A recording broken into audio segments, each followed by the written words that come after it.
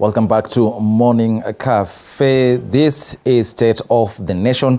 Just wrapped up with my guests in studio, but now it's time to engage you Kenyans. Remember, you can also SMS us live on 22047. Let's make sense of the politics of the country.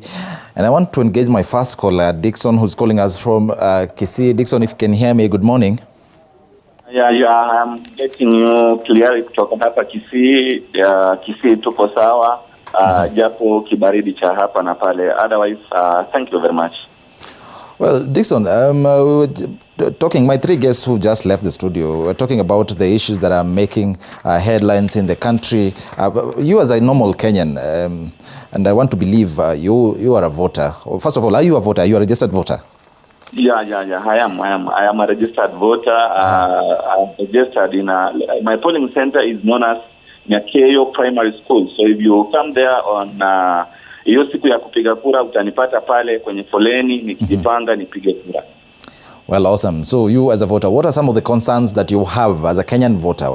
You've seen our politicians, the back and forth between the president and his deputy, William Ruto, some worrying news, and I would like to hear your views as a Kenyan. Are you worried? Are you concerned? Do you have anything to add on what the politicians have been doing over the past few days, let's say 1 week or so?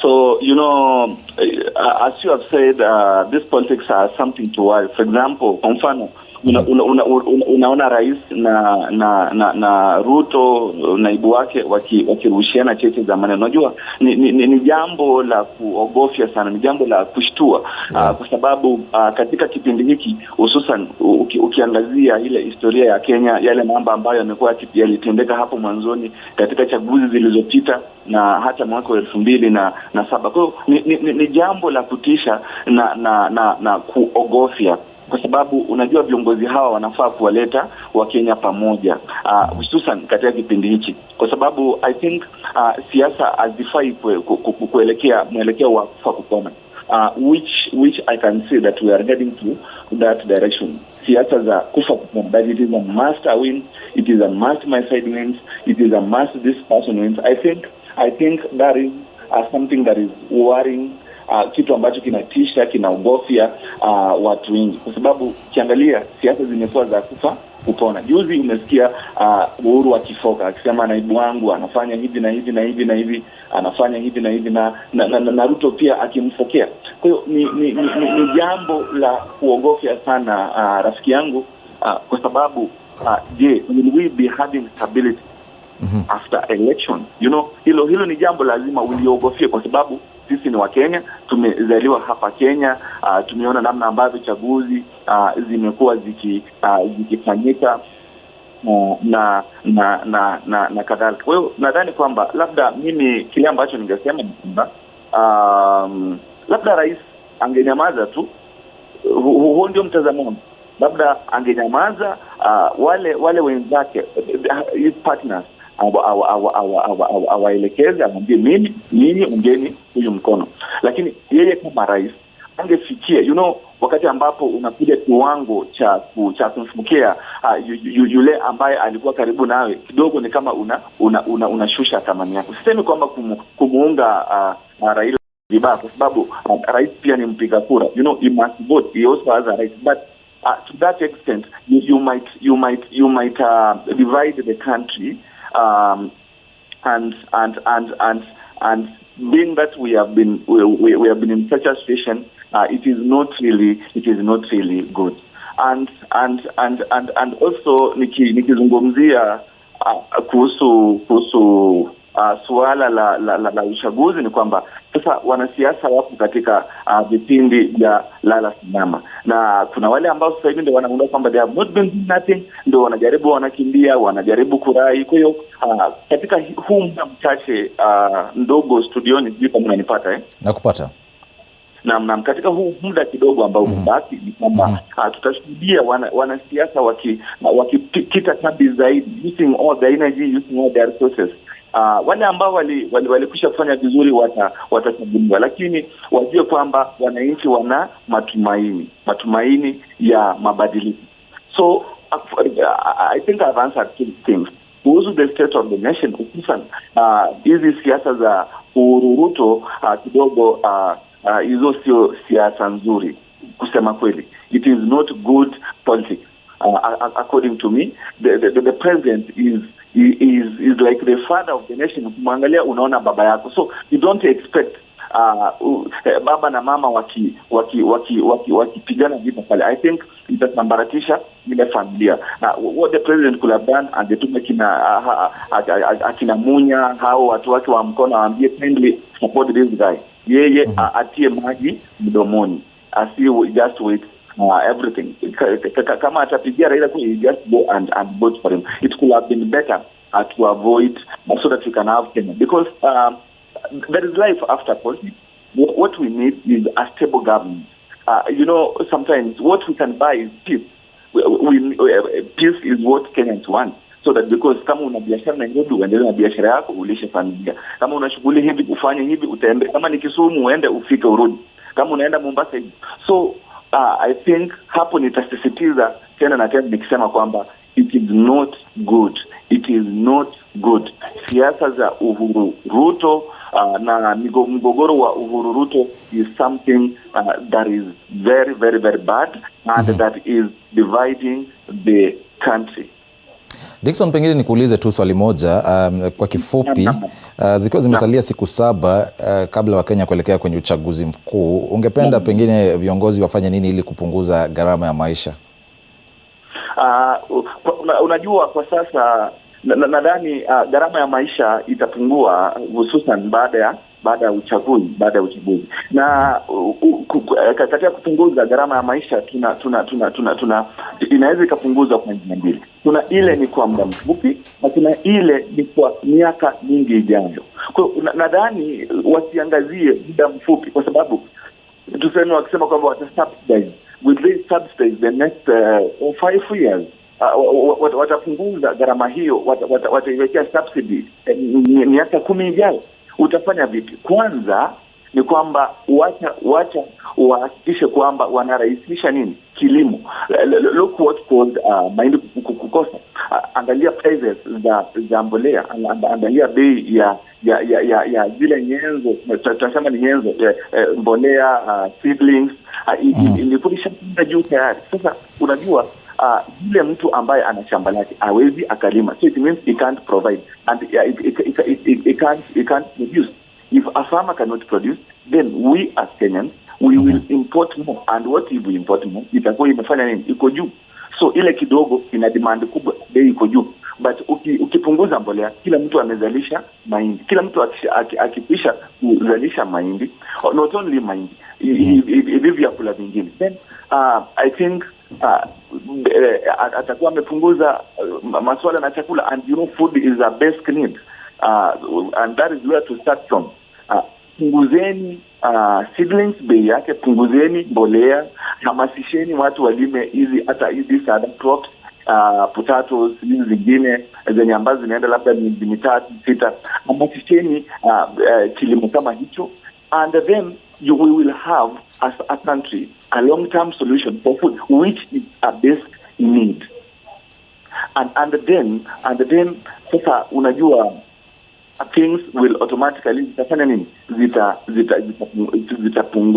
Bei yake itapungua. I think politicians, let them not look for short term.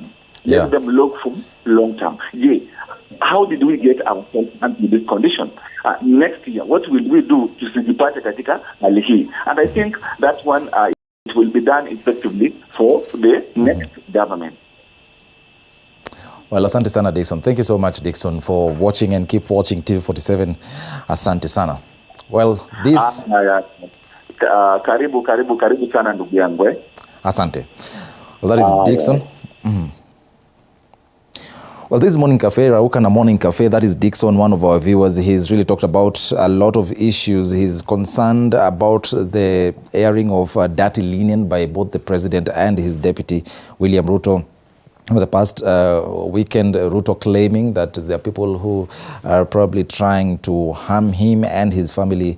And the president, in a swift rejoinder, saying that he would have done that if he had such intentions because he has been in power, but that has never happened. And of course, you can talk to us as well. You can call in live on 0769 339 041. Tell us what you think about the state of the nation.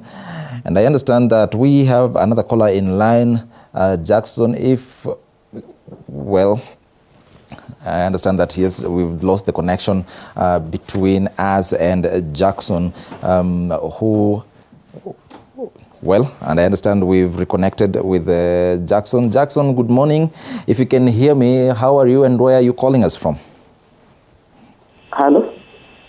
Hi, Jackson, if you can hear me. Yes, good morning. Yes, morning. How are you? Where are you calling us from? I'm calling you from Nakuru County. Jackson, nieleze. What do you think about, what do you make of the things that have been happening the last 1 week or the last weekend? High octane politics, I must add, the president, it's finally glass off between the president and his deputy. What is your take on that? And is it good for the country? First, it's not good for the country. Mm-hmm. Second, the president should have not reiterated to the deputy president, being the president and saying, I'm the outgoing president, I want a peaceful election, I want a peaceful country. If the false accusations made, if the accusation made by the deputy president or his running mate regarding the Shagwa that the president want to do away with them, mm-hmm. The fact that the president responded by saying, oh, you have been mmekuwa mkinitusi miaka tatu, sijakuwa haja na nyinyi, sasa ndio nitakuwa haja na nyinyi, speaks a lot, speaks volumes, packs a lot of nini kwa siasa, inconveniences zenye watu wako like, okay, ilikuwa ifike hapa ama si the president angenyamaza tu na vile tu alikuwa amenyamaza. Yes. For those 3 years angenyamaza tu na amalize kazi yake na aende vizuri. Mhm. So it's not a good picture from the president. Mm-hmm. Yes. On the other hand, from the deputy president, mm-hmm. it's the last weeks of a campaign. Mm-hmm. So maybe that might be a sympathy way of looking for votes. Mm-hmm. So the president angeachana tu na wao and like, okay, let it pass. They have been doing it for the last 3 years. Bila isema songe nyamaza tu. Well, Jackson, we're also talking about the high cost of living. What do you think should be done to at least lower the high cost of living? Remember, Kenyans are going to, and I forgot to even ask you, are you a registered voter, first of all, Jackson? Yes, I'm a registered voter, yes. So you definitely are going to vote next week on Tuesday? Yes, I will. The leader that you're going to vote for, what is it that you would want him or her to do for you and for the country to ensure that the cost of living has been lowered and make it a bit bearable for Kenyans? Yeah. First, I'm voting for my health. Mm-hmm. Okay, wow. For my security. Mm-hmm. Yeah, for food commodities. Mm-hmm. Those are the main things I have been looking at. Na hizo ndio zitafanya niende ni vote. Mm-hmm. And I go vote for my candidate. Okay. Yes, the cost of living, even the next government that is coming, it might take them almost 6 months before the cost of living imerudi chini. Mm-hmm. So it will just, haitakuwa a miracle. It won't be a miracle for them at within 100 days, within the first 1 month, that vitu zitakuwa chini. It really doesn't work like that. So tutaambiliwa promises na nini, but it will take a while before the cost of living imerudi chini. Mm-hmm. So yeah. Kwa hivyo pendekezo lako ni lipi? Ungependa nini ifanyike ili, umesema kwamba tutapatiwa ahadi mingi but lakini uko na tashwishi hapo. Ungependa nini litendeke ili, ama uko na maoni gani na mawaidha ambayo pengine watazamaji wetu na viongozi ambao wanatazama kwa sasa wangesikia na waweze kuchukua mapendekezo yako na kufanya gharama ya maisha iwe chini? First of all, it's all about food security policies. Mm-hmm. Yeah. You see, people are saying, oh, Galana Kulalu happened, this and this happened. Yes. Also, before Galana Kulalu, every time we have election, we used to have this crisis, right? Mm-hmm. Yes. So we can't say an excuse that ni Galana Kulalu ati yo mahindi ilifanyika nini. It's all about our policies. Yeah. Kama ni hiyo storage ya mahindi, kama ni dealing with farmers, what policies do you say to them that they're not selling their mahindi to Ugandans ama to Tanzanians because huko wanabaiwa vizuri? Hapa the maize board inanunua gunia maybe na 2,500, yet Uganda watanunua na 35. So it's all about those policies. If we manage and change them, I think we'll be in a better position not to experience food crisis again. Another thing is, let's not tunategemea tu sasa mahindi penye imefika sasa, the whole country inategemea ugali. Unga ikipanda, everybody complains. So vile tu Munya alisema, it's high time pia we try looking at other foods zenye zinaweza kuwa easier for us na nini. It's all about those two things. Alafu jambo lingine, kumekuwa na shida za kiusalama kwenye kaunti yako Nakuru. Sijui hali iko vipi kwa sasa? Wiki chache ambazo zimepita tuliona kwamba kuna genge ambalo limekuwa likiwahangaisha wananchi katika eneo la Nakuru. Sijui hali ikoje huko Nakuru sasa? Things are returning into norm. But mimi kama mkazi wa Nakuru, for us this is not a shock. Okay. These gangs have been there. Nimelelewa Nakuru, nimezaliwa Nakuru. I have grown with these gangs. Tunajua ziko. It's just that now wameanza kuwa like sana and then it's in the limelight ni wakati wa election, so inaleta controversy. But they have been there. They have been there. And now Nakuru County being elevated into a city, the Nakuru town being elevated into a city, now at least we need more security. Kinyanjui kazi yake ni kusimama tu wanasema this and this and this, but action hakuna.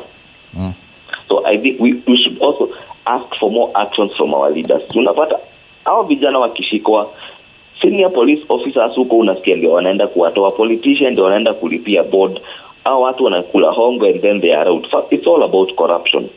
If umeshikwa umepeleka huko, mimi nimekuja nimepeana hongo ukatoka, then what kind of a society are we living in? So you're saying it's a political problem. You're saying you're saying that you've born and bred in Nakuru. This is a political problem and it needs political solution. Problem. These people are funded by politicians. Yes. If the ring leader ameshikwa, politicians wanaenda wanalipa bondo wanatoka. Kwa hivyo ni watu ambao wanajulikana na wanasiasa hao pia wanajulikana ambao they know them. Okay. They know them. Yes. Asante sana Jackson. We really hope you get a solution to that quite worrying trend there in Nakuru. Asante sana for calling in, Jackson. Thank you. Okay, thank you so much, Karibu. Well, that is Jackson calling us all the way from Nakuru. And remember, you can be part of this conversation. This is Rauka na Morning Cafe. You can be part of this conversation by SMSing us live at 22047. We are on Twitter at T47KE. And you can also call in live via 0769339041. Jackson there talking about a lot of the issues that are really concerning the security situation in Nakuru County. Remember the past like 2 or 3 weeks, some very, very bizarre murders reported in Nakuru County. Jackson saying that these are people that are known, and it's quite worrying for Jackson, a voter, of course, who's going to be making a very important decision in the next 7 days, saying that some of the leaders, rather alleging that some of the leaders that they have in Nakuru County are responsible for such heinous acts on the electorate. That is quite worrying, and I really hope our security agencies have noted that down. Yes, and Kenyans are quite, let me say, Kenyans are very, very smart people, so definitely they are watching, and I hope that situation there is taken care of. I understand.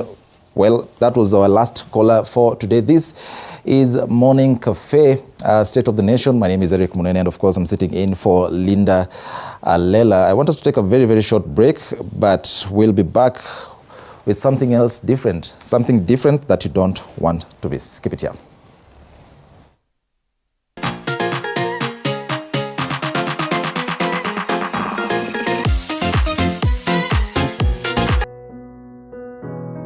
Despite being visually impaired, He is a jack of all trades. It is our quest to find answers on how to take care of children with special needs and those with disability.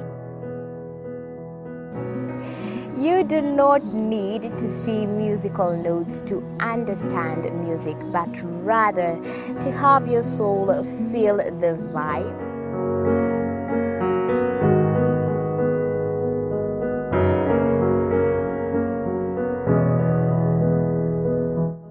Actually, for us to make a wheelchair, we have to take measurements of the user. After doing my assessment, I get to know the parent, I get to know the heaviness she's carrying. Disability comes at different stages of life.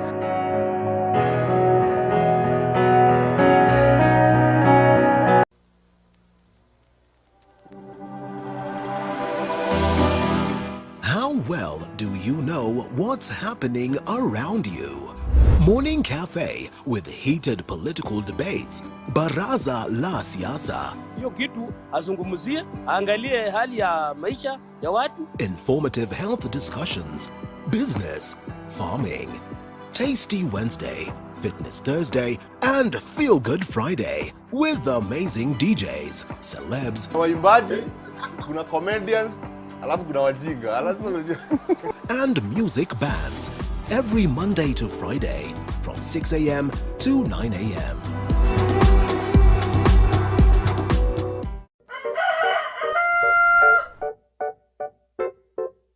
The next set of millionaires are farmers. As we know, agriculture has been and still is the backbone of our economy. As we traverse the different counties to meet different farmers, we ensure to get the story of how they started farming and even how they continue to penetrate the market and overcome the challenges. Hapa, the reason why nilieka goose na si ducks. Goose, they are very easy to maintain. A lot of farmers keep on calling, inquiring whether you're supposed to raise some seeds in the nursery or you're supposed to do them directly in the field. The greenhouse helps us control the temperature because the temperature needs to be between 28 to 32 degrees. Walk this journey with us every Sunday at 6:30 p.m.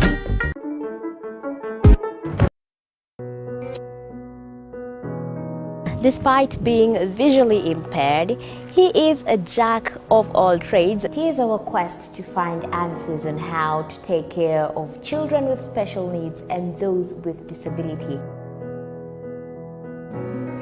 You do not need to see musical notes to understand music, but rather to have your soul feel the vibe.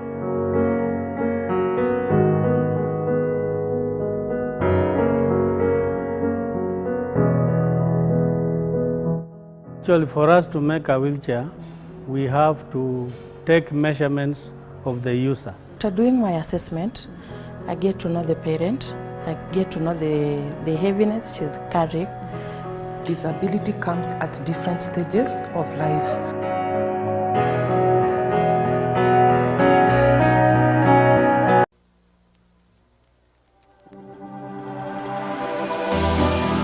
How well do you know what's happening around you? Morning Cafe with heated political debates, Baraza la Siasa. Hiyo kitu azungumzie, angalie hali ya maisha ya watu. Informative health discussions, business, farming. Tasty Wednesday, Fitness Thursday, and Feel Good Friday with amazing DJs, celebs, waimbaji, kuna comedians, alafu kuna wajinga, and music bands every Monday to Friday from 6 a.m. to 9 a.m.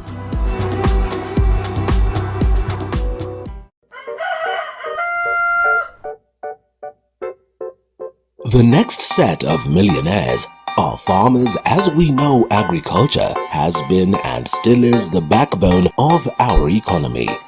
As we traverse the different counties to meet different farmers, we ensure to get the story of how they started farming and even how they continue to penetrate the market and overcome the challenges. hapa the reason why niliweka goose na si ducks. Goose, they are very easy to maintain. A lot of farmers keep on calling, inquiring whether you're supposed to raise some seeds in the nursery or you're supposed to do them directly in the field. The greenhouse helps us control the temperature because the temperature needs to be between 28 to 32 degrees. Walk this journey with us every Sunday at 6:30 p.m.